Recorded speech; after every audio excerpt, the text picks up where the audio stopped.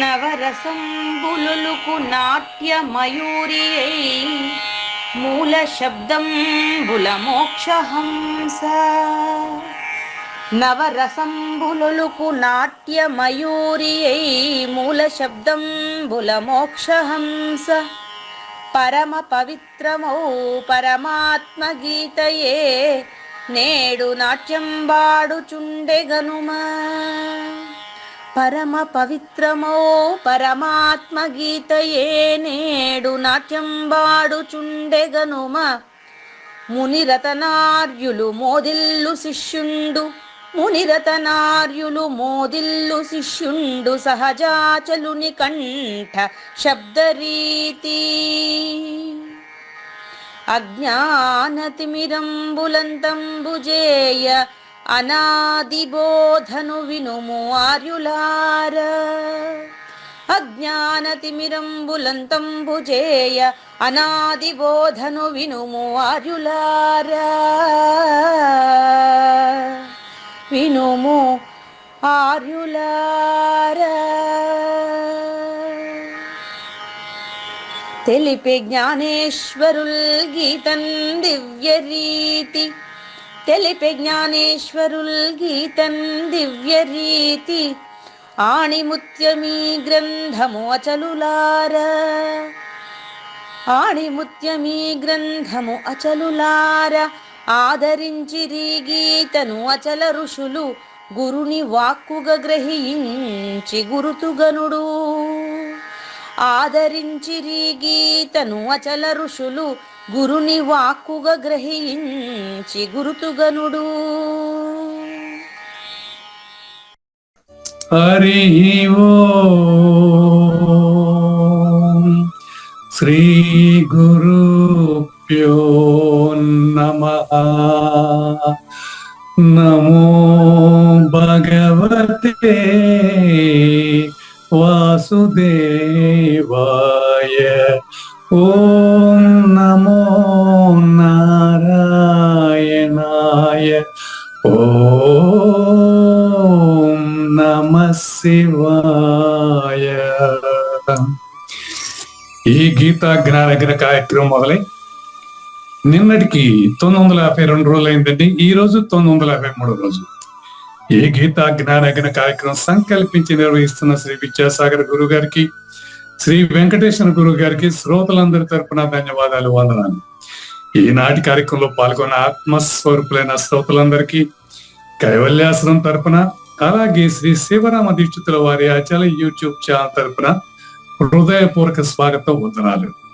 గురువు గారిని కార్యక్రమం ఆరంభించమని కోరుతున్నానండి. సర్వము గురువుమయము, సర్వము గురువుమయము. భవరోగ వైద్యుడత్తడని తెలియుము. సకల విద్యల నిలయము దక్షిణామూర్తి అతడని తెలియుము. మూగవాణి మాటను, ఈ మూగవాణి మాటను శ్రోతలు కోటలు దాటింతురు. గురుకృపా సిద్ధితోనే నేనెంత ఆనందముందినాను. నిజయోగి శ్రీకృష్ణుడు నిజ భక్తుడైనట్టి అర్జునుండు. వీరి సంవాదామృతం జనులారమణ పాలిట అమృతం. వేదవ్యాసుడు దీనిని జనుల యద వికసించునట్లుగాను మహాభారతమందున వెలిగించే కోటి సూర్యుల వెలుగుతో నిత్య సత్య శాశ్వతమైన పరిపూర్ణంలో లేఖనే జరుగుతున్నట్లుగా మనకు తెలియబడుతున్న పవిత్రమైన శ్రీమద్ భగవద్గీత జ్ఞానేశ్వరీయ జ్ఞానయజ్ఞంలో 953 రోజు, అంటే 2023 అక్టోబర్ 12వ తేదీ గురువారం రోజున మనకు శ్రద్ధాత్రయ విభాగంలో శ్రద్ధలు ఎన్ని రకాలో చెప్పుకునేదానికి ముందుగా అచల పరిపూర్ణాన్ని చెప్పి చూపించేదా చూసేదా అనేటటువంటి భావార్థాన్ని స్పష్టంగా మనకు తెలియజేయడానికి శ్రీకృష్ణ దేశికేంద్రుల 63వ కందపద్యంతో శ్రోతలందరికీ సాదర స్వాగత సుమాంజలి.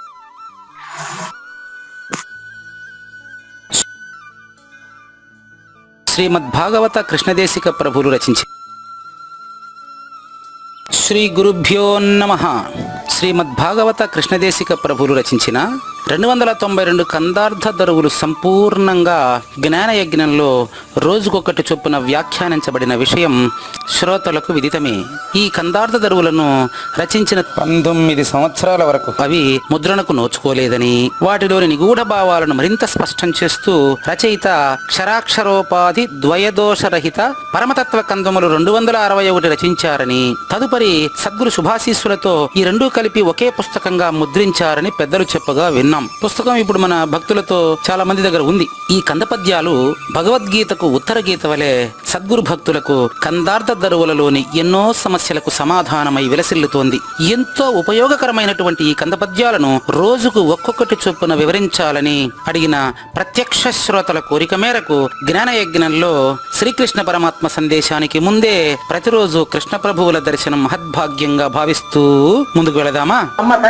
చెప్పి చూపించరానిది అప్ప అల్లదిగో చూడుమని నేను నీకున్ చెప్పి చూపిస్తే మరువకు ఎప్పటికిది నమ్మి లేని ఎరుకను విడరా.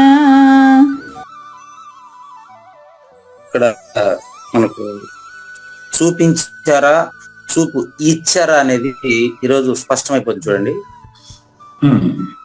ఏమనుకున్నారు? నేను పదాన్ని చూపించడం కదా, చూపు ఇచ్చారంటే ఆ పదాన్ని విడదీశాను అనుకున్నారు కదా. ఇక్కడ ఈరోజు క్లియర్ గా ఎప్పుడు చూడండి, ఒక పదాన్ని విడదీసినప్పుడు 2 పదాలకి అర్థం ఉండాలండి. ఒక పదాన్ని విడదీసి మళ్ళీ దాని అర్థాన్ని కలిపి నేర్చుకునేటప్పుడు 2 పదాలకి అర్థం వస్తేనే దాన్ని విడదీయాలి, లేకపోతే విడదీసేదానికి వీలు లేదండి.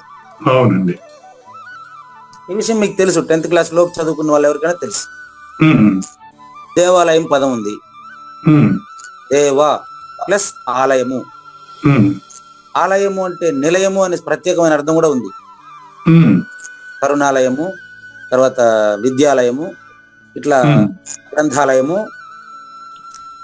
ఆలయము అనే చివరి పదానికి అర్థం ఉంది. ఈ పక్క ఉండేటువంటి దేవ అనే పదానికి దైవం అనే అర్థం కూడా ఉంది. అదే విధంగా చూడండి, చూపించరానిది అని చెప్పినారు కదా, చూపించగలిగింది అని పెట్టి చూపించా అనే పదాన్ని విడదీసి చూడండి, సంధి రాదు. చూపు ప్లస్ ఇంచుట అని పెట్టారనుకోండి, అర్థం మారిపోతుంది. ఇంచడం ఏంది? అది ఇచ్చుట అని పెట్టండి కావాలండి. చూపు ఇచ్చుట, ఇచ్చుట అంటే వాడు ఏమన్నా ఇవ్వచ్చు, అర్థం మారచ్చు చూడండి. కాబట్టి చూపు ప్లస్ ఇస్తిని, చూపిస్తిని, సంధి విడదీసి కలిపితే చక్కని అర్థం వస్తుంది. ఇచ్చాడు అనే దానికి, ఇస్తిని అనే దానికి స్పష్టమైన అర్థం ఉంది.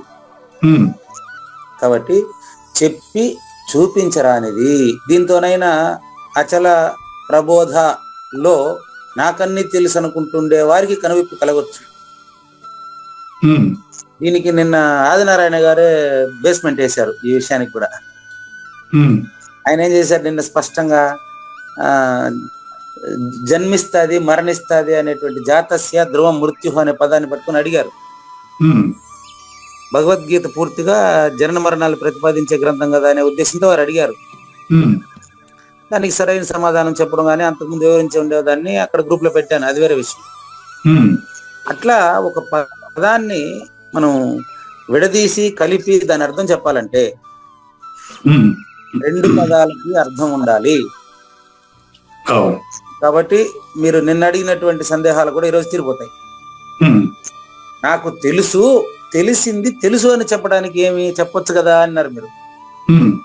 చివరికి మీ దగ్గర నుంచి ఆన్సర్ వచ్చేసింది, నాకు తెలుసు నేను చెప్పలేను అన్నారు.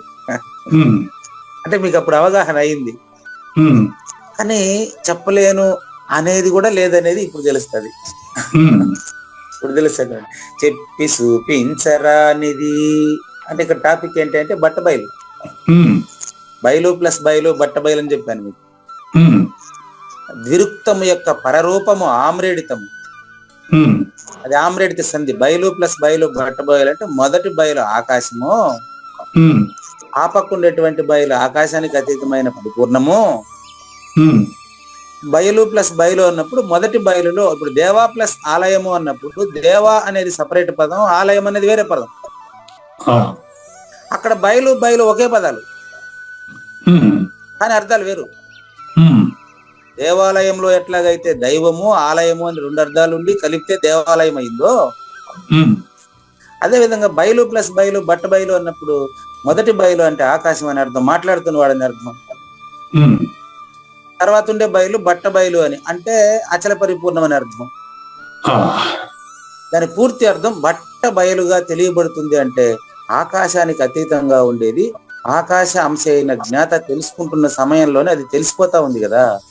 ఉమ్, ఇంత బాగా చెప్పొచ్చని నాకు తెలియదు ఇంతవరకు. ఉమ్, అది తెలిసిపోతున్నప్పటికీ నేను చూశానని గాని, నేను నీకు చెప్పానని గాని, నేను నీకు చూపించాను అని గాని చెప్పడానికి వీల్లేదు, ఉమ్, చెప్పడానికి వీల్లేదు. కాబట్టి ఉమ్, చెప్పి చూపించరానిది అప్పా నాయనా కాస్త జాగ్రత్తగా, మళ్ళీ అట్లని చూపించకుండా ఉండలే. ఉమ్, చెప్తే తెలీదు, చెప్పకపోతే కూడా తెలీదు.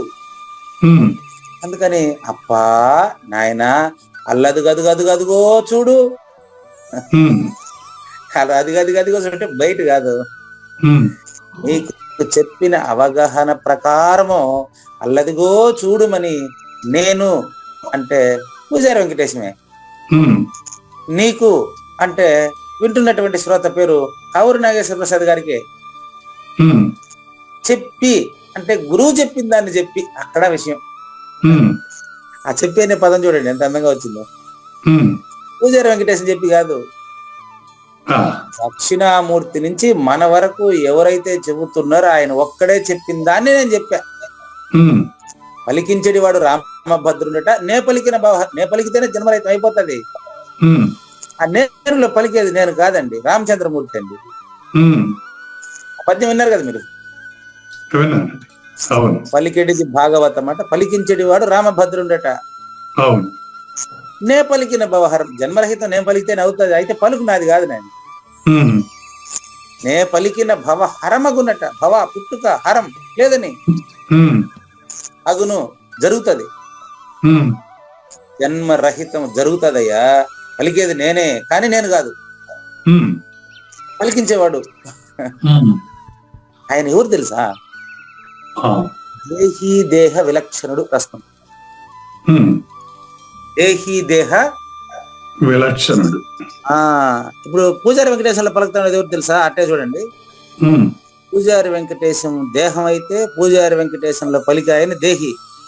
ఉమ్, దేహీ దేహ విలక్షణుడు పలికితే ఉమ్, ఇప్పుడు మరి అంతటా ఉండే ఆయన ఎవరో, ఆయన గురించిన తలంపు మన ఇద్దరిలోకి వచ్చినప్పుడు, వింటున్న శ్రోతలందరిలోకి వచ్చినప్పుడు అది తప్ప రెండవది లేదు కదా. ఉమ్, ఇప్పుడు ఎవరిని ద్వేషించవు, ఎవరిని స్వాగతించవు, అంతా ప్రేమమయం, జగమంతా ప్రేమమయం, ఉమ్, ప్రేమమయం, అంతా ప్రేమమయం, జగమంతా ప్రేమమయం. ఇప్పుడు రెండో వాడు లేడు, ఉమ్, అందరూ కూడా హాయిగా ఎంత ఆనందంగా ఉంది. ఇప్పుడు జనన మరణ ఎలా ఉండే చూడండి, ఉమ్, హాయిగా సంతోషంగా ఉండొచ్చు కదండి. ఆ, చెప్పి చూపిస్తే అంటే చూపు ప్లస్ ఇస్తిని, చూపు ఇస్తిని ఇన్ని సైలెంట్ ధృతం. ఉమ్, చెప్పి చూపు ఇస్తిని, నాకేదైతే గురువు గారు ఇచ్చారో దాన్నే నీకు ఇచ్చాను నేను, నాది కాదు అది. ఉమ్, బాగా గమని, నేను చూపించాను నేను తెలుసుకున్నాను అనేదానికి ఇక్కడ ఏం అవకాశం నాకేం కనిపించలేదండి. ఆ, చెప్పి గురువు గారు చెప్పిందని చెప్పి ఉమ్, చూపు ఇస్తిని, గురువు గారు నాకు ఇచ్చిన చూపే నీకు ఇచ్చాను నేను. ఆ, అంటే నా అంతటా ఉండే బయలే నీలో కూడా ఉంది, ఓ, అది నీలోనే చూడాలి నువ్వు, నేనేం చేయగలిగింది ఏం లేదు. ఉమ్, కాబట్టి ఇది ఎప్పటికీ ఎప్పటికీ ఎప్పటికంటే కాలాతీతంగా ఉమ్, ఇది నమ్మి ఉమ్, ఇది నమ్మి నీకు అపరోక్షం అయితే ఇంకా ఎరుకను విడరా అనేది పాదపూర్ణ మాత్రమే. ఉమ్, అక్కడ ఒక మాట లేని ఎరుకను విడరా అన్నాడు. లేని ఎరుకను వదిలేది ఏంటి? వదిలేది ఆడంలో అవును, ముందే లేని అంటే లేని ఎరుకను విడరా. ఉమ్, స్వతసిద్ధమైనటువంటి దానిలో మూలము గాని స్థానము గాని దీనికి ఉనికి గాని లేదు కదా. ఉమ్, లేకనే తోచబడుతున్నటువంటి గుర్తిరిగే శరీరాన్ని వదిలి ఉండు. ఉమ్, సంక్షిప్త భావార్థం చూద్దాం, ఉమ్, సందేహం ఉంటే మళ్ళీ తీసుకురావచ్చు. అలాగే. చూడండి, స్వతసిద్ధమైనటువంటి పరిపూర్ణమును ఉమ్, గుర్తుపెట్టుకోండి. సాక్షాత్తుగా ఈ పదం మీకు పరిపూర్ణ దర్శనంలో ఉపయోగించాను. పరిపూర్ణ దర్శనంలో 8 ప్రశ్నలు పెట్టాను. 8 ప్రశ్నలు పెట్టిన చోట బోధ ధృవీకరణానికి పరిపూర్ణ దర్శిని పేజీ నెంబర్ కూడా చెప్తాను ఇప్పుడు మీకు. నేను విచారణ, ప్రశ్నలు, సమాధానాలు అని చెప్పానండి. పరిపూర్ణ దర్శిని పేజీ నెంబర్ 39. పరిపూర్ణ దర్శిని పేజీ 39. ఓకేనండి. 39 ప్రశ్న, అచలము అంటే ఏమిటి? ద్వంద్వరహితము. ఆన్సర్ దేహీ దేహరహితము, జీవేశరహితము అని. అంటే అర్థం ఏంటంటే ఆ అంటే అచలము అంటే ఆ అంటే అంతటా, చ అంటే చలనం లేకుండా, లా అంటే లయం కాకుండా, ము అంటే ములుగుచ్చే సందు లేకుండా ఉండేదని అచలము అంటారని ప్రతి అక్షరానికి అర్థం చెప్పడం జరిగింది. వెంటనే రెండో ప్రశ్న చెప్పాను. వీళ్ళుంటే పరిపూర్ణ దర్శిని 39-40 పేజీలు ఉంటే ఆయన చూపించచ్చు. లేకుంటే మీ దగ్గర గ్రంథం ఉంది, చాలా మంది దగ్గర ఉంది గ్రంథం, చూడొచ్చు. నంబర్ 2, అనుభవం ఏమి అనేటువంటి ప్రశ్నకి ఏ అనుభవము లేదు అని సమాధానం. పరిపూర్ణము అంటే అచలము ఎప్పుడైనా చలనం అవుతుందా అనే ప్రశ్నకి ఎప్పుడైనా పరిపూర్ణంలో చలనం ఉంటుందా? అదే ఆన్సర్. కదలనిది కదలదెన్నడు అని 35వ కంద పద్యాన్ని కూడా స్పష్టంగా సూచన చేయడం జరిగింది. పరిపూర్ణాన్ని చలనం ఉండదంటానికే కొంచెం నాకు డౌట్ వస్తుంది ఇక్కడ. ఎలాగంటే మీరు ఇందాక చెప్పారు దేహి దేహానికి విలక్షణుడు దక్షిణామూర్తి అంతే కదా. అటువంటిప్పుడు దక్షిణామూర్తి నుంచి ఎరుకులో ఉన్న వాడికి ట్రాన్స్ఫార్మ్ అయ్యేది ఏదైతే ఉందో మరి ఆ పరిపూర్ణత్వము అది మరి చెలించి ఎరుకులో వాడికి వస్తుంది కదా. అప్పుడు నేను పలుకుతున్నాను దేహి దేహానికి విలక్షణుడు, నేను దక్షిణామూర్తి యొక్క శక్తితో నేను పలుకుతున్నాను. కాదండి, అది నాగేశ్వర ప్రసాద్ అనుకునేది. కానీ పలుకుతున్నది నేను కాదు కదా గురువు గారు. అవునండి, మీరు కానిది పలికించేవాడు ఇంకో అతను ఉన్నాడు కదా, అదే ట్రాన్స్ఫర్ చలనం అవుతుంది కదా. లేదండి, అదే దానికి ప్రూఫ్ చెప్తున్నాను కదా, మీకు ఉదాహరణ చెప్తాను మీకు. అదే చెప్తున్నా కదా, నేను మీలోకి వచ్చి మాట్లాడలేనని చెప్పాను. పూజారి వెంకటేశం మీలోకి రాలేడు, నాగేశ్వర ప్రసాద్ నాలోకి రాలేడు, మన ఇద్దరిలో ఉండే ఆయన ఎవరో ఆయన ద్వారా ఉదాహరణ చెప్పినప్పుడు మీకే కనపడాలా.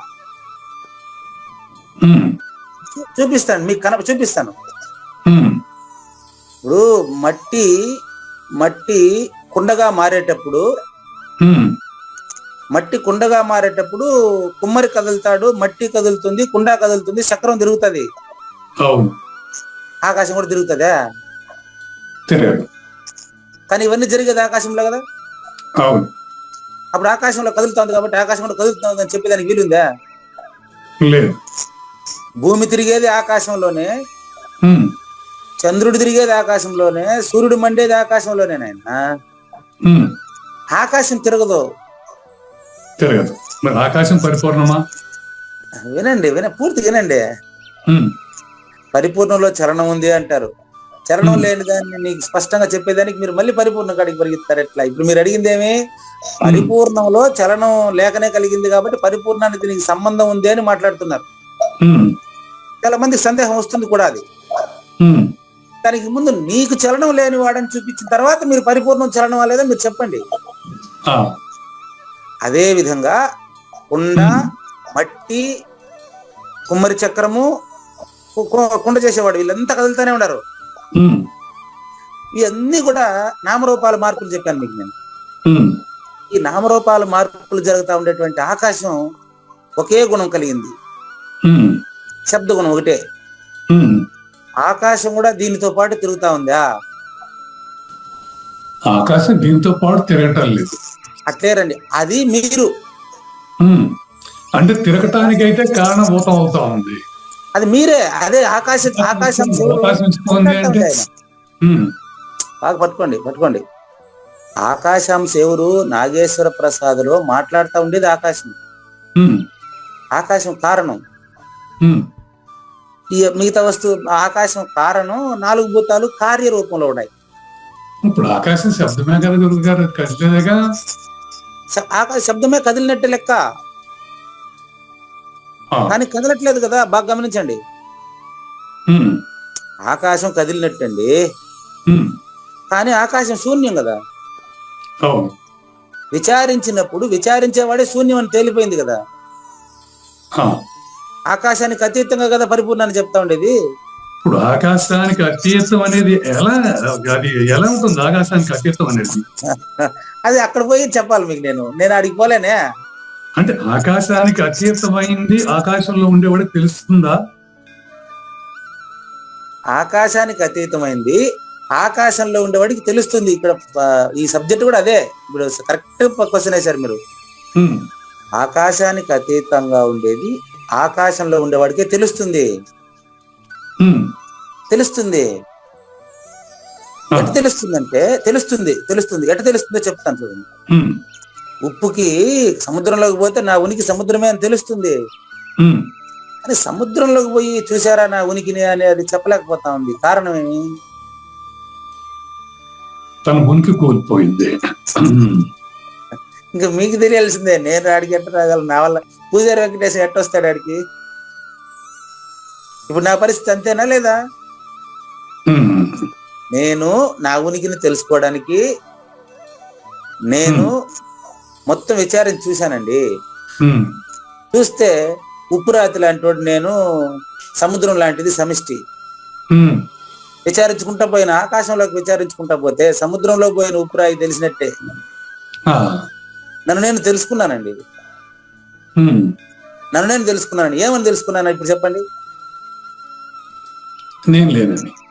మరి ఇంత స్పష్టంగా మీకు అర్థమైనప్పుడు నేను లేనని తెలుసుకున్నటువంటి నేను పరిపూర్ణంలోకి పోయి తిరిగి వచ్చి మీకెట చెప్పేదయ్యా బాబు? అక్కడ పరిపూర్ణమైన పాయింట్ ఎందుకు వస్తుందో నాకు అర్థం కావట్లేదు. నేను ఒక తెలుసుకున్నాను రైట్ గురువు గారు. తెలియంది ఇప్పుడు ఇది అది ఇది అనరాని తత్వం ఇది అని జాలమామ గారు రాశారు. అది ఇది అనరాని తత్వాన్ని గురించి పట్టుకుని పాకులాడేది ఏమిటి నాకు అర్థం కావట్లేదు. పట్టుకోకపోతే తత్వాన్ని గురించి ఎందుకు పాకులాడాలి మనము? పాకులాడకపోతే ఏమైందంటే ప్రయోజనం ఏమి చెప్తాను. ఫస్ట్ మీకు ఇప్పుడు ప్రయోజనం అడిగినారు కదా, చెప్తాను. సమాజంలో అధర్మము పెచ్చుమీరి ధర్మ రక్షణ లేకుండా పోయింది. సమాజంలో మిగతా జంతువులు జీవించినట్టు మానవుడు ప్రశాంతంగా జీవించుట లేదు. మానవుడు సమాజంలో మిగతా జంతువుల లాంటి అజ్ఞానంతో ఏం చేస్తున్నాడంటే కనిపించిందల్లా నాకే కావాలని సమాజంలో అధర్మ పరులయ్యి రాక్షస గుణం పెచ్చిమీరింది. దానికి దైవీ గుణాన్ని మానవుడికి స్పష్టంగా ఆపాదింపజేసి, నాయన నువ్వు దైవమేను, మిగతా జీవుల కంటే నువ్వు విజ్ఞానవంతుడివి, నువ్వు ధర్మంగా పాటించకపోతే ఎట్లా? సమాజం అల్లకల్లోలం అవుతుంది కదా. మేకలంతా ఐకమత్యంగానే ఉన్నాయి, గొర్రెలంతా ఐకమత్యంగా ఉన్నాయి, సింహాలంతా ఐకమత్యంగానే ఉన్నాయి, చీమలంతా కూడా ఐకమత్యంగానే ఉన్నాయి. మనిషి ఐకమత్యంగా ఉండడా? అందుకే పరిపూర్ణ ప్రబోధండి,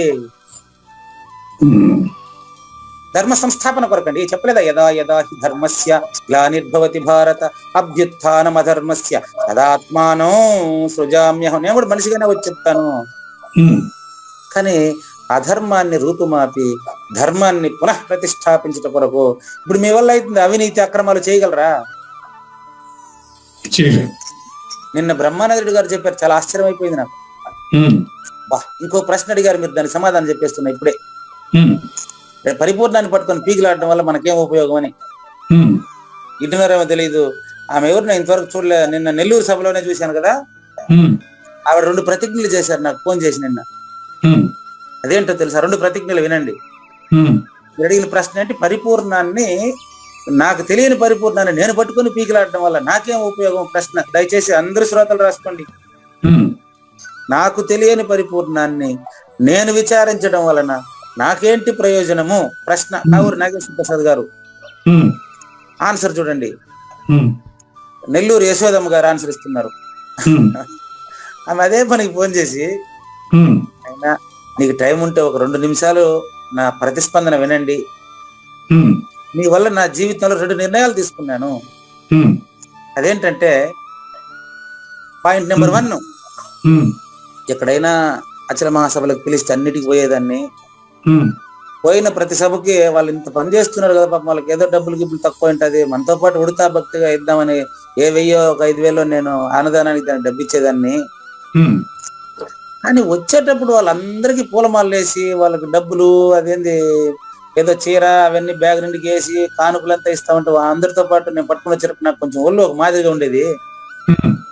ఎందుకంటే ఏంది మనం ఏదో 10 రూపాయలు ఇచ్చేసి భోంచేసి పోదామని వచ్చినాము, ఏదైనా 4 మాటలు తెలుసుకొని పోదాం అనుకున్నాం కదా, వీళ్ళు ఇచ్చే ఈ బ్యాగ్ అంతా మోసుకొని పోయేది కానీ మనం ఇంత దూరం వచ్చింది, ఇది మనకు అవసరం లేని పని కదా అని చాలా ఆలోచించేదాన్ని.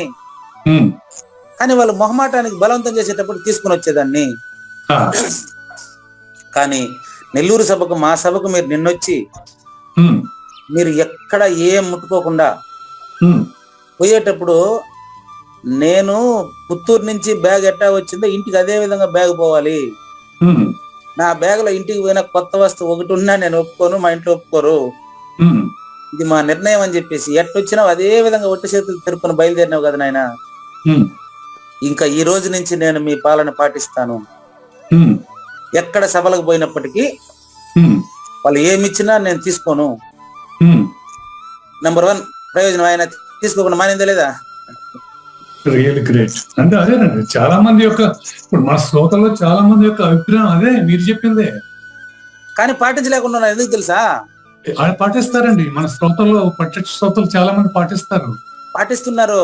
యశోదమ్మ గారి లాగా ఇన్నాళ్ళు పాటించకుండా ఉండింది మొహమాటానికి. వాళ్ళకి ఎందుకంటే మొహమాటం మీరు అన్నట్టు ఒకటైంది. రెండోది మీరు పరిపూర్ణ వాళ్ళ ప్రయోజనం ఏమని చెప్పారు కదా. నెక్స్ట్ 2 చూడండి. ఇప్పుడు ఆమెకు 50 పైన అట్లా ఉండొచ్చు, 40-50 మధ్యలో 50 దాటి ఉండొచ్చు వయసు అనుకోండి. చిత్రం ఏంటంటే ఆవిడకి జీవితాంతం ఒక కోరిక ఉండేదంటండి. ఆ కోరిక ఏంటంటే ఇంత బోధ నేర్చుకున్నాం కదా, మనం ఒక మందిరం కట్టేసి ఉండే డబ్బులతో ఒక మందిరం కట్టి అందులో శివరామ దీక్షితులు ఫోటో పెట్టి, అదే మా ఫోటో పెట్టి వరుసగా దీన్ని ఒక ఆశ్రమం కట్టి అందులో ఉండాలా అనుకునిందంట. నేను బ్రహ్మానంద రెడ్డి గారు నేను మాట్లాడుతాను, తినేసారేమో పాపం. ఆ సభలోనే మధ్య రెస్ట్ టైంలో కోసం మాట్లాడుతుంటే తినేసి ఉన్నట్టున్నారు. మీకు హాయిగా ఎక్కడ పోయి 4 మాటలు చెప్పేసి పోయి పిల్లలకు చదువు చెప్పుకుంటారని మీకేం ఇబ్బంది లేదు.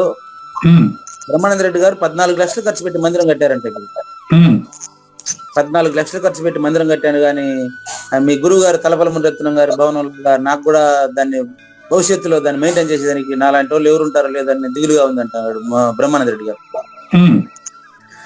అది వినేసింది ఆవిడ. అక్కడి నుంచి నేను వచ్చి ఇక్కడ మరుసటి రోజు క్లాస్ లోనే ఆ మాట మీకు చెప్పా. ఈ కట్టడం ఆశ్రమ నిర్మాణాల కంటే వ్యక్తిత్వ నిర్మాణానికి ప్రిఫరెన్స్ ఇవ్వండి, అదే అచల పరిపూర్ణ బోధ అని చెప్పాను కదా. ఇది వినేసింది ఆవిడ. ఇంకా నేను నా జీవితంలో ఆశ్రమ నిర్మాణాలు, మందిర నిర్మాణాలకు వసూలు చేసి బిల్డింగ్ కట్టే పని పూర్తిగా మానేస్తాను. ఈ 2 పోతుంది ఆవిడ ప్రశాంతతకి ఎవరైనా భంగం కలిగించగలరా? ఎవరో భంగం కలిగించలేరు. ఇదేనండి ప్రయోజనం. మీరు అడిగిన దానికి ప్రయోజనం అదేనండి. ఇప్పుడు లేని తగిలించుకోకుండా ఉంటే ఏ బాధ లేదు. అది గురుగారి మందిరం పేరు పగడాల వెంకటేశ్వర అవధూత స్వామి మందిరం, దాని పేరు తలపల్లి మురత్నం గారు కట్టించారు. కింద స్థలం వాళ్ళ బావగారిది. వాళ్ళ బావగారి కొడుకు వచ్చారు. ఇప్పుడు మా నాయనది సొత్తు, ఇది నాది, మీకు సంబంధం లేదు కూడా బయట వాళ్ళందరినీ. భక్తులు చాలా మంది తలపల్లి మురత్నం గారి భక్తులంతా దిగులు చెందుతున్నారు ఇప్పుడు. ఎందుకు దిగులు నాకు అర్థం కావట్లేదు. మందిరం నాది అనుకుంటుంది, గురువు గారు మీద అనుకున్నాక మందిరంతో ఏం పని మీకు? దానికి ఏమంటున్నారంటే నాయన ఫోటో అంటే మన తలపల్లి మురత్నం గారు ఉండేటప్పుడు ఆయన ఫోటో ముందర దీపం ఆయనే పెడతా ఉండే. అవధూత స్వామి ఫోటో ఉండేది, బాలాజీ సింగ్ ఫోటో, గురువు గారి ఫోటో. ఆయన ఫోటో ముందర దీపం ఆయనే పెట్టి ఆయన ఫోటోకి ఆయనే మొక్కుతా ఉన్నాడు ఇన్ని రోజులు. ఆదర్శంగా తీసుకుని మేము కూడా మందిరం, ఇప్పుడు మందిరమే మనకు సంబంధం లేదని అంటారు వాళ్ళు. గురువు గారే భౌతికంగా లేనప్పుడు మందిరంతో మీకు ఏం పని? హాయిగా గురువు గారిని మనసులో పెట్టుకుని ధర్మజీవనం గడపండి అని చెప్తా నేను. కానీ ఆయన బావగారి కొడుకు వచ్చి ఆశ్రమం అంటే కింద జాగా మాది కదా, ఇందులో బిల్డింగ్ కట్టి మీరు కడితే కూడా బిల్డింగ్ తో సహా నాదే అంటే బేగాలు వేసుకుని మమ్మల్ని బయట పంపించేసట్లే. ఓకే, బిల్డింగ్ తో మనకేం పని? ఇది ప్రయోజనం కాదంటారా? గురువుతో మనకేం పని అంటే గురువు మీద ఉండేటువంటి ఆ యొక్క అటాచ్మెంట్ అనేది మరి ఆ గుడికి కూడా సంక్రమిస్తుంది. అవును, అది ఆయనకు వాళ్ళ బావగారి కొడుకు తెలియదు కదా, మనం ఏం చేద్దాం ఇక్కడ. ఇప్పుడు ఈ రోజున నిర్భయాంధ్రుల వారు లేరండి, వారి గుడి పెట్టారు. ఇప్పుడు ఆ గుడి నాది కాదు ఇంకోళ్ళు అంటే నేను బాధపడతానుగా డిఫరెంట్ గా. అట్లా బాధపడుతున్నారు, అంతే, కానీ ఆ బాధ అవసరం లేదు. అది సహజమైన గురువు. మన గురువు గారిది ఏదైతే అనుకున్నామో అది లేనప్పుడు మన బాధ ఏమవుతుంది? అది బాధ కలిగేది మీకు కాదు, నాగేశ్వర ప్రసాద్కి. నేను ఇప్పుడు విద్యాసాగర్ గారు ఏదో మెయింటైన్ చేస్తుంటే పెద్ద సంస్థానం ఏర్పాటు చేశారు, అక్కడ ఏదో కైవల్యాశ్రమం కట్టారని విన్నాను. నిజమే, బాగానే ఉంది. రేపు పొద్దున ఊరికి ఎగ్జాంపుల్ అండి, దీన్ని ఎవరు అన్నిదా తీసుకోబోకండి. రారనుకోండి, రేపు పొద్దున విద్యాసాగర్ గారి కొడుకు వచ్చి నాకు ఈ బోధతో ఏం సంబంధం, మీతో మాకేం సంబంధం, ఎంత పక్కన పెట్టేయండి, మా నాయన కట్టిన జాగా కదా ఇది నాది అన్నాడు అనుకోండి, మీరెవరు రావద్దండి. మనం చేయగలిగింది ఏం లేదు. చేస్తారని నేను చెప్పలే మీకు, మీరు అది చెప్పారు కదా, చేసిండే ఎగ్జాంపుల్ చూపించిన అంతే. కానీ దానికి ఒక పద్ధతి అన్ని ఉండాలి, ట్రస్ట్ అనేది ఒకటి ఉంటుంది, దాని ప్రకారం చేసి ఉంటారు. గురువు గారు అంత తక్కువ ఏం చేయలేదు, అది ఉంది లేదనట్లేదు. కానీ వారసత్వం కొనసాగడం లేదండి. ఎన్ని దేవాలయాలు పాడుపడుతున్నాయి చూడండి, ఎన్ని ఆశ్రమాల్లో దిక్కులేదు చూడండి. కాబట్టి ఆశ్రమమే కాదండి, గురువు గారు ఇచ్చిన బోధ స్థిరీకరించుకుంటే సరిపోతుందండి. పూజలు విగ్రహాలు ఇవన్నీ కాదనట్లేదు, అవి ప్రారంభంలో మాత్రమే. ఇప్పుడు మీ ప్రశ్నలకు మరిన్ని సమాధానాలు వచ్చేసింది చూడండి. నెక్స్ట్ అట్లా పైకి తీయండి. మొదటి ప్రశ్నకు పరిపూర్ణం అంటే ఏంటి, అది మనకు ఎందుకు అని చెప్పి అడిగారు కదా, అందులో ఇప్పుడు మీకు 3 ప్రశ్నలకు సమాధానం అయింది. తీయండి, నెక్స్ట్ పేజ్ తీయండి. 4వ ప్రశ్న చూసుకోండి. 4వ ప్రశ్న, పరిపూర్ణము అంటే అచలము బ్రహ్మాండానికి ఆధారమా? ఆన్సర్ చూడండి, ఏం రాశాను చూడండి, మీరు సెల్లో కనిపిస్తాను. 4వ ప్రశ్న ఆన్సర్ చూడండి. కాబట్టి ఇప్పుడు మీరు చెప్పిన ఆన్సర్ వచ్చింది. ఇప్పుడు మీరు ఏమన్నారు, పరిపూర్ణంలో ఎరుకుతో వచ్చినప్పుడు పరిపూర్ణానికి దీనికి సంబంధం ఉండాలి కదా అంటారు. లేదండి, ప్రూఫ్ చెప్తాను. మీరు గాఢంగా ఇప్పుడు నిద్ర మీదే కదా, నిద్రపోయిన తర్వాత మీరు నాగేశ్వరరావేనా?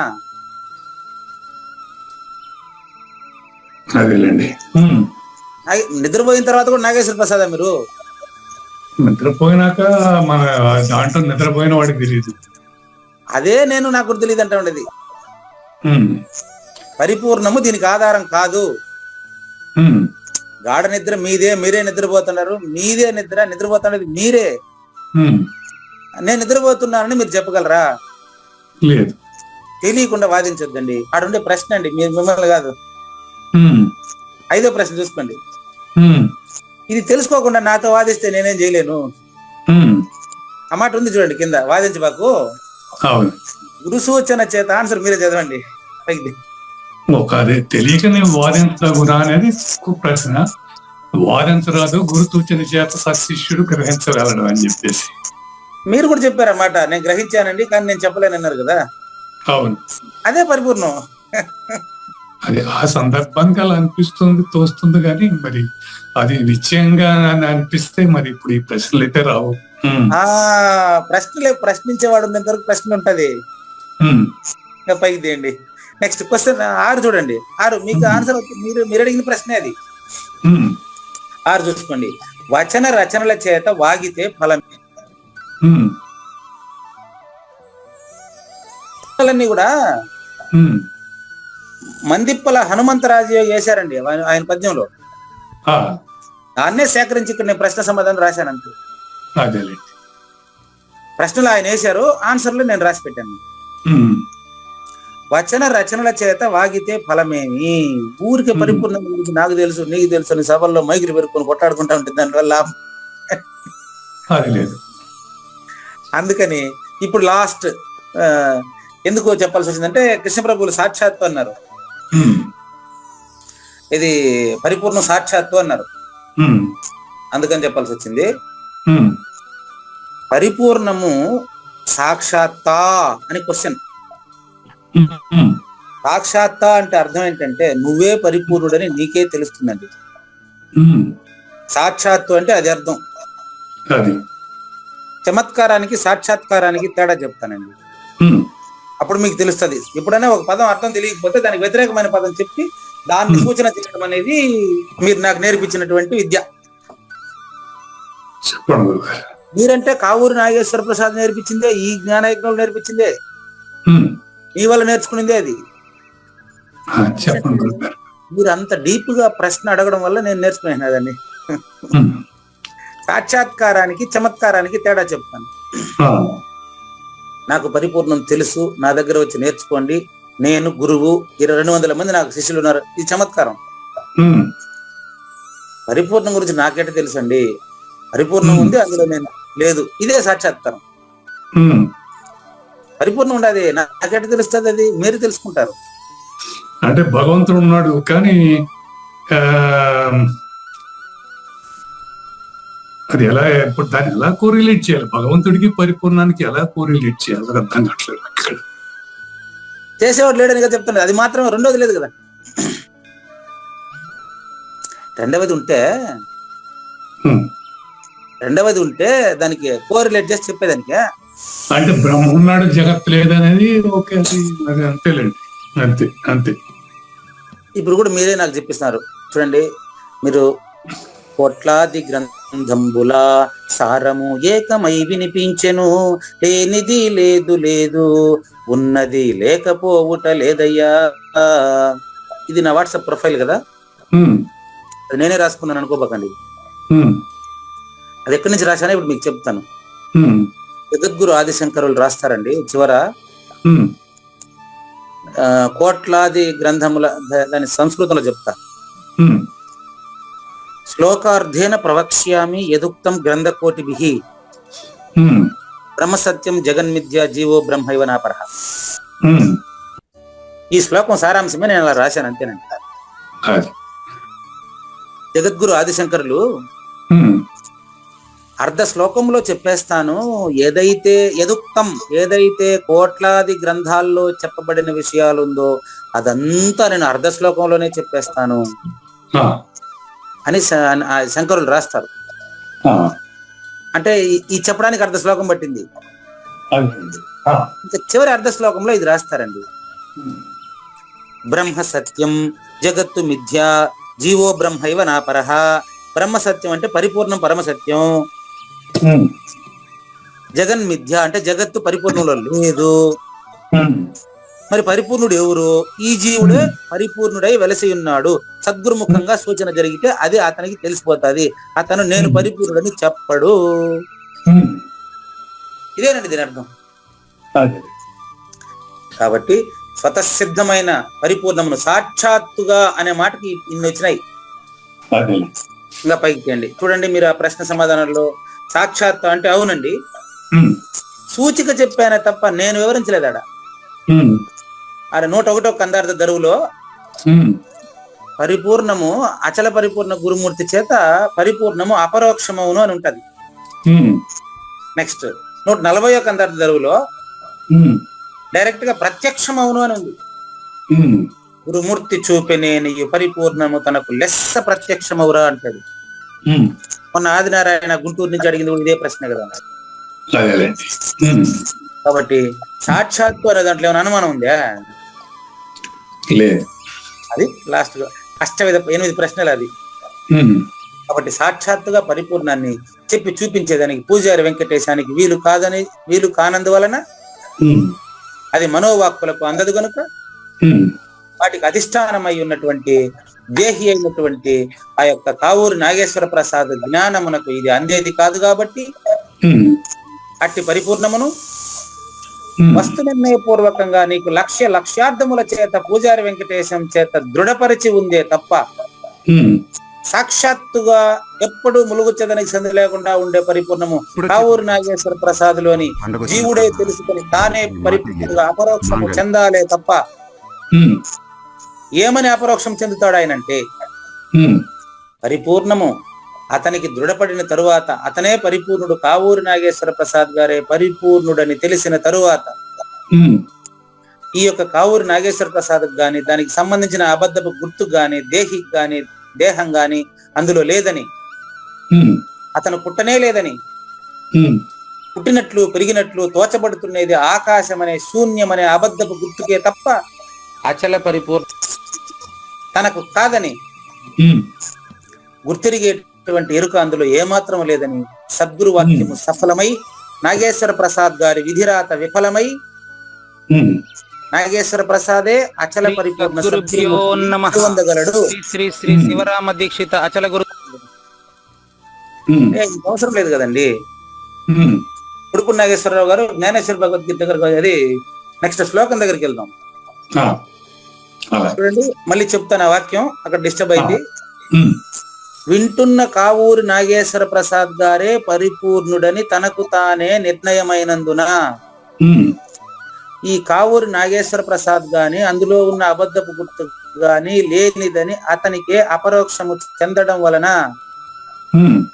కావూరి నాగేశ్వర ప్రసాద్ గారే అంటే వింటున్న శ్రోత ఎవరైతే ఉన్నారో వాళ్ళ పేర్లు పెట్టుకోండి.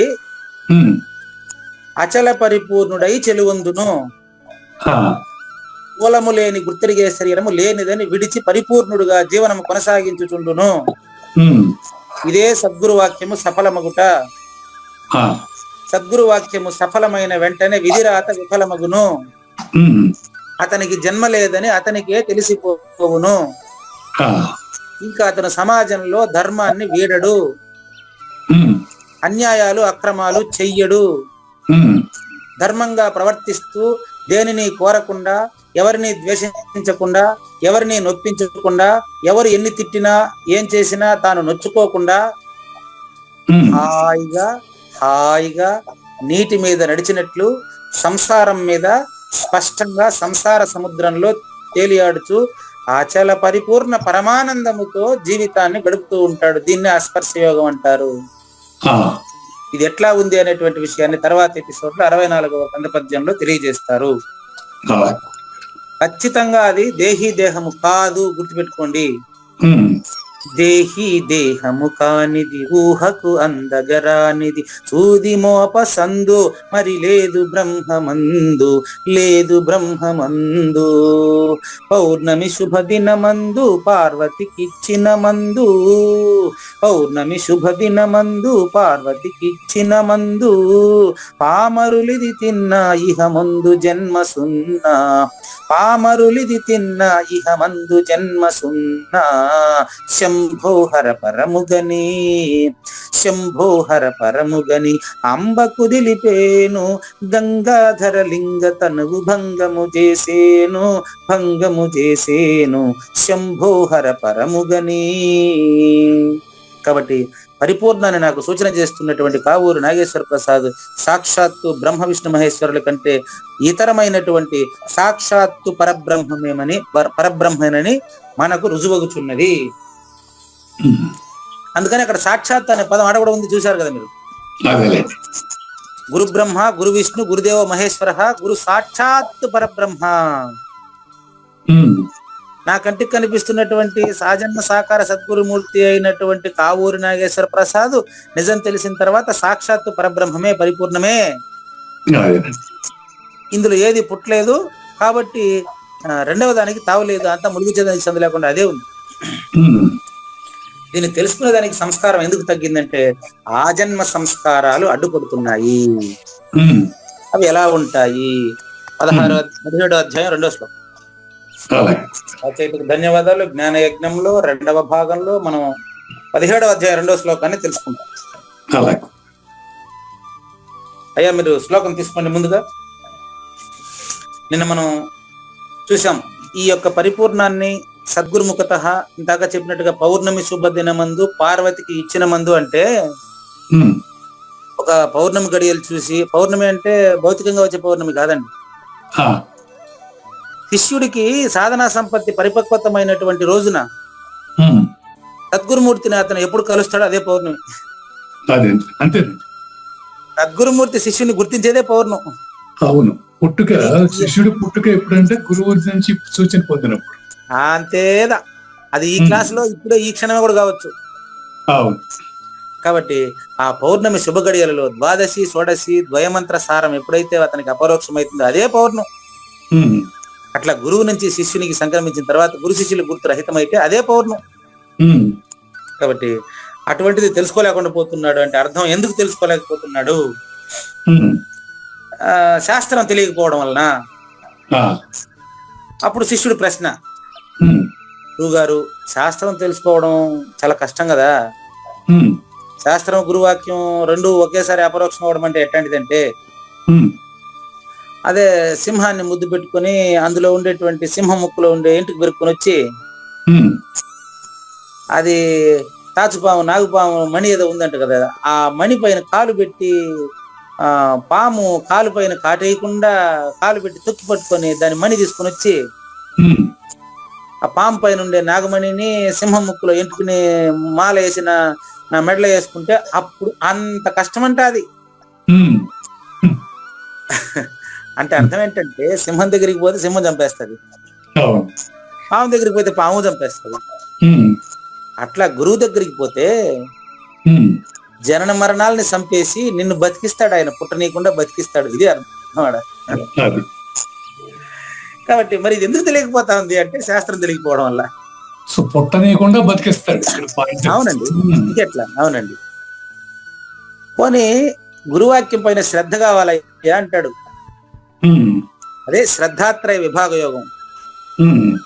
పోనీ గురువాక్యం పైన శాస్త్రం పైన శ్రద్ధ లేకపోతే ఎట్లా? అప్పుడు కూడా శ్రద్ధ 3 రకాలుగానే ఉంటుందండి.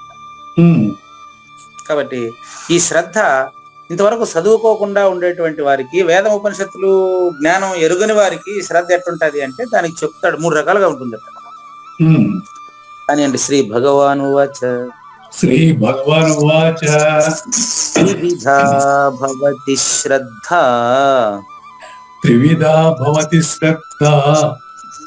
దేహినాం సా స్వభావజా సాత్వికీ రాజసీ చైవ తామసీ చేతి తాం శృణు. త్రివిధా భవతి శ్రద్ధ దేహినాం సా స్వభావజా సాత్వికీ రాజసీ చ ఏవ తామసీ చ ఇతి తాం శృణు. అంటే విను, నా నుంచి విను, పూజారి వెంకటేశ్వర నుంచే విను. దేహానికి విలక్షణమైన గురుమూర్తి శ్రీకృష్ణ భగవానుడు వచ్చి చెప్తా ఉన్నాడని విను. అట్ట లెక్క, అప్పుడే నీకు తెలుస్తుంది. పూజారి వెంకటేశ్వర చెప్తున్నాడంటే కావూరు నాగేశ్వర ప్రసాద్ వింటాడు. అదే శ్రీకృష్ణ పరమాత్మ 26 నుంచి వచ్చి మాట్లాడుతున్నాడు అంటే సృష్టికర్త అయిన కావూరు నాగేశ్వర ప్రసాద్ లో ఉండే అబద్ధపు గుర్తు తింటాడు. అబద్ధపు గుర్తు వింటే అబద్ధం అని తెలుస్తుంది. అప్పుడు మీరు నిజం అవుతారా? మీరు కావూరు నాగేశ్వర ప్రసాద్ నుంచి విన్నారనుకోండి, అబద్ధపు గుర్తుతో అబద్ధం అని తెలిస్తే నేను నిజం అయిపోతా, నువ్వే కృష్ణ పరమాత్మ అవుతావు మళ్ళీ. అది అంతేగాని 24 నుంచి 26కి జంప్ చేయలేరండి. 24 నుంచి 25లో వచ్చి ఇంటే అప్పుడు 25 శూన్యమని, 26లో 25 లేనిదని తెలిస్తే నువ్వే 26 తెలియబడతావు. 26గా నువ్వు తెలియబడిన తర్వాత రెండోది ఉండదండి. చాలా ఇంపార్టెంట్ ఇది. నాకెందుకు తెలియడం లేదు అంటే శాస్త్రం తెలియకపోవడం వల్ల. శాస్త్రం తెలియకపోతే ఏమైతుంది? ఎట్ట చెప్పినా శ్రద్ధ 3 రకాలుగానే ఉంటుందండి. మామూలుగా మానవుల్లో చాలా మంది నా కథ సరే గురువు గారు మీ దగ్గర 952 రోజులు వింటాను కాబట్టి ఓకే, మిగతా జనాల కథ ఏమి అని అడుగుతారు ఎవరైనా. అందుకే ఇది దేహినాం. ఇంతవరకు ఈ జ్ఞాన యజ్ఞాన్ని గాని భగవద్గీతను గాని ఈ యొక్క వేద శాస్త్రాలను వినకుండా ఉండే వాళ్ళ కథ ఏమి, వాళ్ళలో చదువుకోని వాళ్ళ కథ ఏమి? వాళ్ళు కూడా 3 రకాలేనండి. దేహినాం అంటే మనుషులు, దేహి అంటే మానవుడుగా దేహం ధరించినటువంటి ప్రతి మానవుడి యొక్క స్వభావం. స్వభావజ అంటే అర్థం ఏం చెప్పండి అంటే, స్వభావజ అనే పదానికి మీకు సామెత చెప్తాను. మనకి పుట్టుకతో వచ్చింది పుడకల దాకా పోదని అంటూ ఉంటారు. ఎందుకు చెప్పండి? అది స్వభావం గురించి. అదే ఇది, అదే అదే అదే వాడు ఒక మాట అంటాడు, వాడిని కొంచెంసేపు మార్చి మాట్లాడి మంచి చెప్పి చూస్తాడు టీచరు. అప్పుడు వాడు పద్యం చెప్తాడు. దానికి ఏం పద్యం చెప్తాడంటే, ఇసుమున తైలంబు దియ్యవచ్చు తిరిగి కుందేటి కొమ్ము సాధించవచ్చు, చేరి మూర్ఖుని మనసు రంజింపగారాదు విశ్వదాభిరామ అంటాడు. ఆ, అంటే అది వాడు కుందేటి కొమ్మైనా తేవచ్చు, ఎండమావిలో నీళ్ళు తీసుకురావచ్చు కావాలంటే, ఇసుకలో నూనె తీసేయచ్చు కావాలంటే, ఈయన్ని ఏం చేయలేము దుర్యోధనుడు అంటాడు. అవును. అంటే దుర్యోధనుడు సకల శాస్త్రాలు చదువుకొని కూడా వాడికి తెలియలే. అటువంటి వాళ్ళ గురించి కాదు చెప్తాండి. ఉమ్, దుర్యోధనుడు లాంటి వాళ్ళ గురించి కాదండి ఈ అధ్యాయం. ఆ, వాడు చదువుకున్నా కూడా తెలుసుకోలేదు. ఉమ్, వాడికి ఎట్లా నరకం అది పక్కన పెట్టేయండి. ఉమ్, చదువు రాని వాళ్ళ శ్రద్ధ ఎలా ఉంటుంది అని అర్థం. అది వాళ్ళకు కూడా 3 రకాలే. ఆ, సా స్వభావజ, మనుషుల యొక్క స్వభావము, ఉమ్, వాళ్ళ పూర్వజన్మ కర్మలు. ఆకాశంలో అబద్ధపు గుర్తులు 84 లక్షల రకాలు. ఆ, ఆకాశంలో అబద్ధపు గుర్తులు 84 లక్షల రకాలు. ఉమ్, ఆకాశం 84 లక్షల రకాలుగా విడిపోయిందా? ఉమ్, లేదు, లేదని చెప్పాలి మీరు. శూన్యం కదా ఆకాశం. శూన్యం. శూన్యంలో అబద్ధపు గుర్తులు అన్ని రకాలు. ఉమ్, అందులో శ్రద్ధలు 3 రకాలు. ప్రతి ఒక్కరికి శ్రద్ధ 3 రకాలు. ఉమ్, ఒకటి సాత్వం, 2 రజస్సు, 3 తామసం.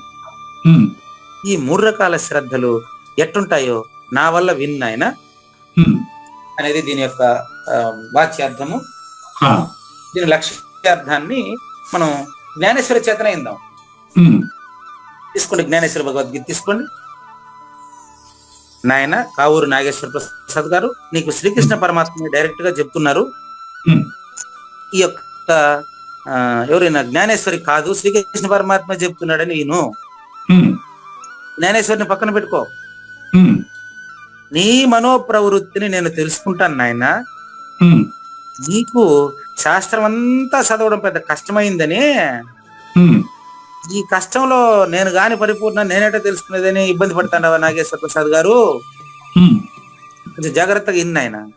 ఉమ్, కేవలము శ్రద్ధ వలననే పరమ పదము తెలియను, ఆ, శ్రద్ధ వలననే పరమ పదము తెలియను అని అనుకుంటాండవు కదా. ఉమ్, ఓ ఎర్రోడా, ఇది ఆయన ప్రయోగం అండి, మిమ్మల్ని కాదండి. ఆ, కృష్ణ పరమాత్మ శ్రోతను మాట్లాడుతున్న మాట అది. ఉమ్, ఓ ఎర్రివాడా, ఇది అంత సులభమైంది కాదండి. అందుకే కదా కావూరు నాగేశ్వర ప్రసాద్ ఇన్ని అవస్థలు పడతా ఉండరా. ఉమ్, అందుకే కదా పూజారి వెంకటేశ్ ఇన్ని అవస్థలు పడతా ఉండరా. ఆ, కేవలం నాకు శ్రద్ధ ఉంది, నాకు చెప్పేయండి నేను తెలుసుకుంటానంటే కుదరదయ్యా. ఉమ్, నాకు శ్రద్ధ ఉందని చెప్తే కుదరదు. ఉమ్, పూర్వజన్మ పుణ్యోదయం అయి ఉండాలా, ఆ, సాధనా సంపద తెలిసి ఉండాలా, అవును. మరి నీకు పూర్తి శ్రద్ధ ఉండాలా. ఉమ్, బ్రాహ్మణుడు ఎవరైనా అంత్యజుని సంబంధ బాంధవ్యాల్లో మైత్రిని ఏర్పరచుకునబోతే ఉమ్, అతడు అంత్యజుడు ఒకటి లేదా? అవును. ఇప్పుడు మా అమ్మాయితో పాటు క్లాస్మేట్ ఇంకొక అమ్మాయి, వాళ్ళ బ్రాహ్మణులట. ఉమ్, మా అన్న కూతురు ఇంకొక అమ్మాయి క్లాస్మేట్స్. ఉమ్, వాళ్ళ ఇంట్లో మటన్ తినకూడదు అంటారంట. ఆ, అందుకనే మా అన్న కూతుర్ని ప్రతిరోజు అదే క్యారీకి వచ్చేటప్పుడు నాన్ వెజ్ ఇద్దామని ఇప్పుడు ఆవిడ బలవంతం చేసేదట. ఉమ్, ఇప్పుడు బ్రాహ్మణులు పెట్టిన హద్దులు ఏమైనాయి పాపం. ఉమ్, అంటే ఆవిడ బ్రాహ్మణ వంశంలో పుట్టినప్పటికీ ఆవిడకి వాసన ఉంది. ఏం చేయమంటావు నన్ను? అవును. ఎగ్జాంపుల్ చెప్పాను అంతేనండి. అంతే ఇంకా. ఉమ్, మా అన్న కూతురు ఇంజనీరింగ్ చదివేటప్పుడు ఇక్కడ కాలేజీలో ఉమ్, ఈమె ఫ్రెండ్ బ్రాహ్మణ అమ్మాయి ఉమ్, ఎప్పుడో ఒక రోజు ఈవిడితో పాటు అది వాసన చేసింది. ఉమ్, ఆవిడ కావాలనే రోజు ఫ్రెండ్ కదా, వాళ్ళ రోజు చేపించి తీసుకుపోయి క్యారీ తినేటప్పుడు ఆవిడ నాన్ వెజిటేరియన్ తినేది. ఉమ్, వంశం బ్రాహ్మణమే, ఉమ్, వాసన ఇది కథ. ఏం చేయమంటావు? ఓకే. ఉమ్, ఉదాహరణ అండి. నెక్స్ట్, ఆ, కళ్ళు ముంతలో గంగాజలం నింపితే ఉమ్, ఎవరైనా తీసుకుంటాడా? తీర్థం అండి, తీర్థం అంటే తీసుకుంటాడు ఏంటి? లేదు. వాని పూర్వజన్మ సంస్కారాలు అట్టుంటే అందరికి పరిపూర్ణం తెలిపేస్తానని డబ్బులు వసూలు చేసి మందిరం కడితే అందరికి తెలిసిపోద్దా? ఉమ్, ఉమ్, ఏం ఎగ్జాంపుల్ అండి. ఉమ్, ఇప్పుడు వాడికి సంస్కారం ఉంటే నీ దగ్గరకు వస్తే చెప్పవయ్యా, ఉమ్, ఈ సంవత్సరం మనం ఇంత వసూలు చేసేయాలి, ఇంతమందికి బోధాధికారం ఇచ్చేయాలా, ఇన్ని బిల్డింగ్లు కట్టేయాలంటే అది పరిపూర్ణ బోధా? కాదు. ఏం క్లారిటీ అండి. ఉమ్, నేను చెప్పింది సరైందో కాదో నువ్వే నిర్ణయించుకోవాలి. గానే ఉమ్, పక్కన 10 మంది చప్పట్లు కొడుతుంటారు, నేను కూడా మాట్లాడి చప్పట్లు కొట్టి చూడండి, నాకు వచ్చి బోధాధికారం రాయిచేయండి, సహజాచారాలు రాజేయండి, నాకు ఫోన్ చేస్తే నేను వచ్చి కాగితం రాయిచేస్తే నీకు చప్పట్లు కొట్టేస్తారా? అది ఉపయోగమా? మీరే చెప్పండి. ఉమ్. వాస్తవానికి చందనం చల్లగా ఉండే మాట నిజమే. ఉమ్, కానీ ఇట్టి స్థితిలో ఆ చందనమునకు అగ్ని సంయోగం కలిగినప్పుడు దానిని చేతబుచ్చుకుంటే చెయ్యి కాలకుండా ఉండదు. ఉమ్, చందనం ఇప్పుడు చల్లగా ఉంది నిజమే, ఉమ్, అంటే దాని రంపంతో కోసేటప్పుడు చందనమే కోయాలి. చెయ్యి పెట్టి చూస్తే నీకు తెగుతుంది, జాగ్రత్త. అవును. కాబట్టి వన్నె తక్కువ బంగారంలో బహు కొద్ది మంచి బంగారం కలిపినప్పటికీ దాన్ని మంచి బంగారం అనరు. ఉమ్, మురికి నీళ్లు ఉమ్, ఒక సుక్కే కదా అని తాగే మంచి నీళ్ళల్లో మురికి నీళ్ళు ఒక సుక్క పోస్తే కూడా మొత్తం కింద పడేయాల్సిందే. అవును. అదే విధంగా శ్రద్ధ కూడా వాస్తవానికి మంచిదే గాని అట్టి శ్రద్ధ గల ప్రాణులు స్వాభావికంగా వాళ్ళ ఆజన్మ సంస్కారార్థం అనాది మాయ చేత త్రిగుణము చేత నిర్మించిన వారై ఉన్నారు. అవును. వాళ్ళని బలవంతంగా పిలువబాకండి, ఉమ్, పిలిచిన ఉపయోగం లేదు. ఉమ్, ఇప్పుడు ఉదాహరణకు మా ఆయన 2 రోజులు వచ్చినాడు ఆశ్రమానికి. ఆ, తిరుపతి అచల మహాసభలకు ఆయన కారులోనే నన్ను పిలుచుకుపోయినాడు. ఉమ్, నా దగ్గర ఉపదేశం తీసుకోమని మా తమ్ముడిని బలవంతం చేస్తాడు. ఆ, కానీ ఇప్పుడు దసరా హాలిడేస్ లో 3-4 రోజులు ఆడ ప్రోగ్రామ్ ఉంది. ఎక్కడంటే ధర్మవరం కృష్ణాపురం. ఉమ్, రిటైర్డ్ మున్సిపల్ కమిషనర్ గారు ప్రోగ్రామ్ పెడుతున్నాడు. కృష్ణమూర్తి గారు. ఆ, ఆల్రెడీ బుక్ చేశారు. ఆ, అన్నయ్య వదిన మీరు కూడా రండి, నాకు 50 మీకు 60 కదా. ఉమ్, అప్పుడు నాయన పిలిచినప్పుడు నువ్వు నాయన నాకు 60 అయితే వస్తానని చెప్పినావు కదా. అప్పుడు ఉమ్, ఇదో 23 ఏళ్ళ తర్వాత ఇప్పుడు నాయన పిలుస్తాడు, ఇప్పుడు రా మరి ఆ, అని పిలిచినానండి. ఆ, ఒరే ఒరే ఒరే నా పాప డెలివరీ మెడ్రాస్ లో, అంటే కూతుర్ని ఇచ్చిన చోట కూతురికి 2వ డెలివరీ. ఉమ్, కూతురికి 2వ కాన్పుకి అమ్మ నాయన దగ్గర ఉండాలంట. నేను కూతురి దగ్గరికి పోతానరా, ఇప్పుడు నాకు కుదరదు, నువ్వు పోరా అని. ఆ, సరే పోనీ అప్పుడు రావద్దు, సరే అన్నయ్య, ఇప్పుడు పుత్తూరులో త్రినేత్ర పిరమిడ్ లో ధ్యానానికి పోతానని రా అన్నయ్య అని చెప్పి. ఆ, ఇప్పుడు నేను ఫ్లాట్ బిజినెస్ చేస్తాను, ఫ్లాట్ వ్యాపారంలో నేను సైట్ లో ఉన్నాను, లేఅవుట్ లో ఉన్నాను, నువ్వు నడువు నువ్వు ఫస్ట్. ఇప్పుడు ఏం అవును. ఎప్పుడు ఏదో ఒకటి. అట్లా ఇప్పుడు 61 మా ఆయనకు వయసు. ఆ, మా నాయన చెప్పినప్పుడు 60 ఏళ్ళు ఇప్పుడు రాని మాట ఇచ్చాడు. ఇప్పుడు మా నాయన లేదు, అవును. ఇప్పుడు నేను పిలుస్తాను కదా, ఉమ్, ఇప్పుడు రాలేదు. కాబట్టి ఈ త్రిగుణాల్లో 2వది ఉంది, రజోగుణం. ఆ, అది ఇప్పుడు అది. ఏది ప్రయారిటీ చూసుకుంటారు వాళ్ళు వ్యక్తిగతంగా. కాబట్టి ఒకటి బలవత్తరంగా ఉంటది, ఏం చేయమంటారు చెప్పి. అవును. కాబట్టి ఇప్పుడు మీరు ఈ 952 రోజుల్లో మీకు జ్వరం వచ్చినా తలనొప్పి వచ్చినా మళ్ళీ మీరు వచ్చి పర్వాలేదు నేను చెప్తానని చెప్తారు. ఉమ్, అది మీ శ్రద్ధ అది. ఆ, కాబట్టి ప్రాణుల యొక్క వృత్తులు ఆ గుణ అనురోధంగానే నడుస్తుందండి. ఉమ్, అటు పిమ్మట వృత్తిని అనుసరించి మనసు, దాన్ని అనుసరించి మనసరించి కర్మను అనుసరించి దేహం పోతా ఉంటది. అవును.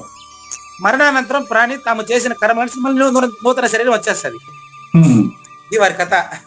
ఉమ్, ఇది నూతన శరీరం రాకుండా ఉండాలంటే ఏం చేయాలనేది రేపటి ఎపిసోడ్ లో చూద్దాం. అలాగే గురుగారు. లేనిది లేదు లేదు, ఉన్నది లేకపోవుట లేదండి, ఈ గొప్ప మర్మమంతా నీ వలన తేటగా తెలిసెనండి. శాస్త్ర విధి లేకున్నను స్వభావము 3 విధముల నుండును, సత్వరజోతమసులు వాటిని వివరించి చెబుతానయ్యా.